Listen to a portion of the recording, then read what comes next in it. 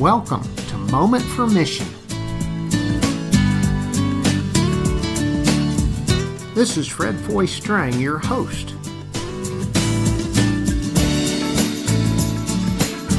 Today we're going to be talking about defining your mission. So today on Moment for Mission, we're going to begin the process of defining your mission.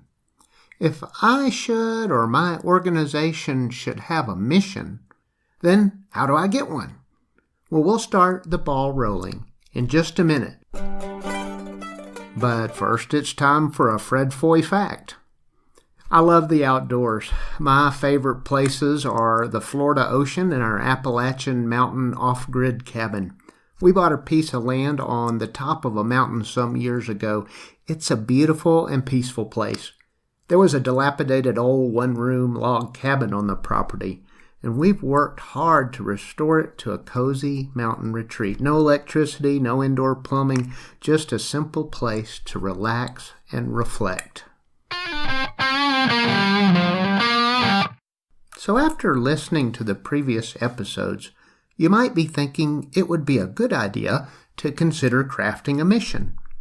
My notes and book margins and journals often contain the acronym YBH. Yes, but how? For me, that translates into something like, wow, this is a good idea, but the author doesn't say, and I don't have a clue how in the world it can happen. Today, I want to offer some thoughts about the YBH of defining your mission. When you start defining your mission, you are working toward the alignment of that for which you are passionate with your abilities, values, and the world around you. So let's look at a few of those things.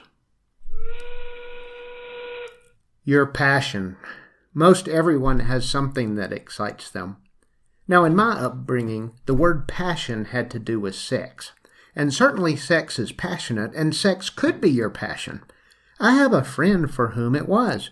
She studied to become an excellent sex therapist, so she gets to engage her driving energy every day in her work.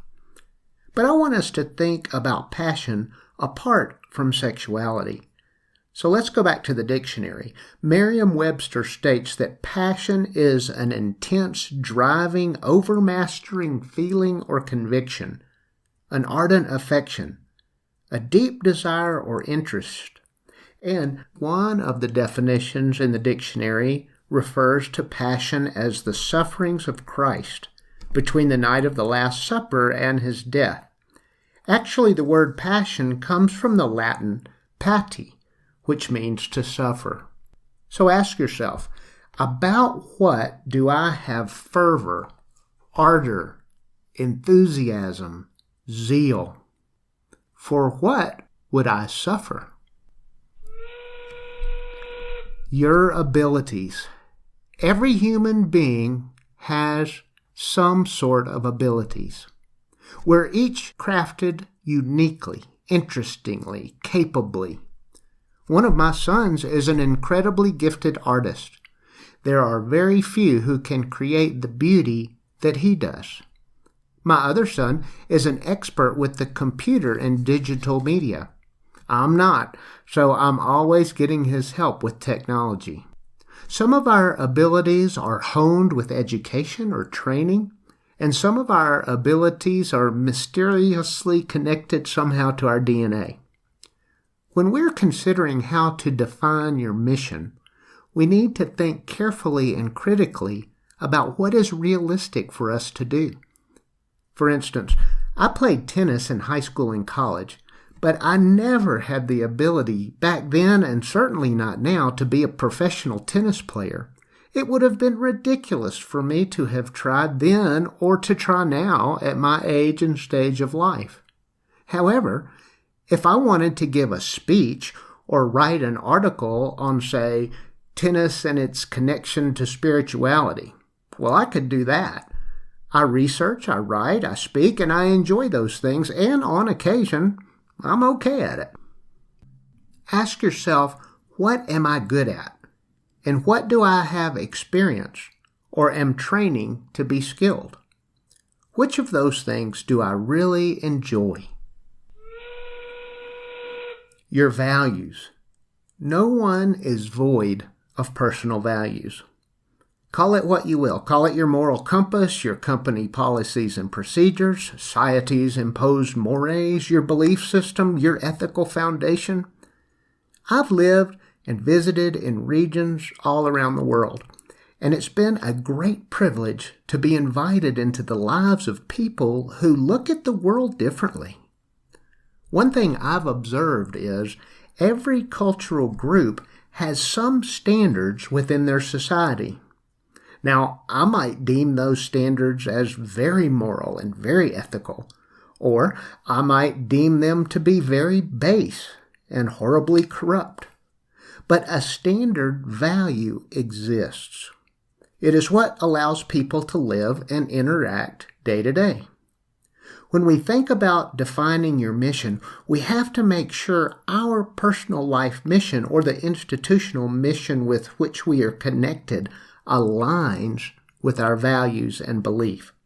When these are divergent, then there is a powerful inner conflict that inhibits the success of the mission.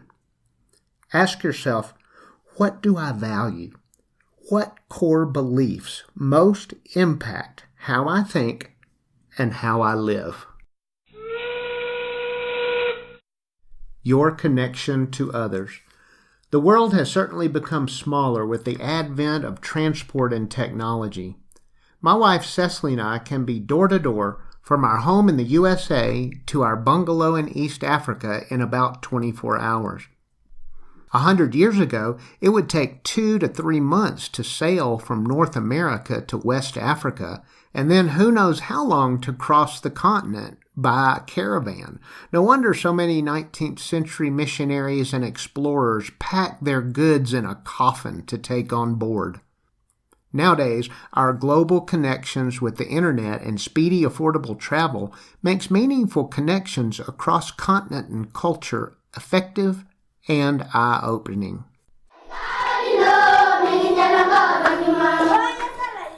You may have heard the African proverb, "It takes a village to raise a child." This saying affirms that the whole community of people connect with a child in various ways for that child to grow and to thrive. In 1624, English poet John Donne wrote, "No man is an island entire of itself. Every man is a piece of the continent, a part of the main. If a clod be washed away by the sea, Europe is the less, as well as if a promontory were, as well as any manner of thy friends or thine own were. Any man's death diminishes me, because I am involved in mankind, and therefore never sin to know for whom the bell tolls. It tolls for thee." I can no longer pretend I'm not aware of the conditions of Maasai children in Magadi, enduring their daily struggle just to get water, or the continued practice of FGM in many regions of the world, or the staggering reality of human trafficking, or that there are elderly folks just down the street in a nursing home that never, ever get a visitor. Remember the big multi-artist song some years ago, "We Are the World"? Well, that truly is our reality. We. So I want my personal and organizational mission to make a difference for good. It's fine if the organization with whom I'm associated makes money and provides jobs and economic growth for a region, but if that same group has no sense of corporate social responsibility, then do they merit my time and energy? Ask yourself, am I meaningfully connected to my community, my church, others in my nation, or the world at large? In what ways can or will aspects of my or my organization's mission augment the lives of others?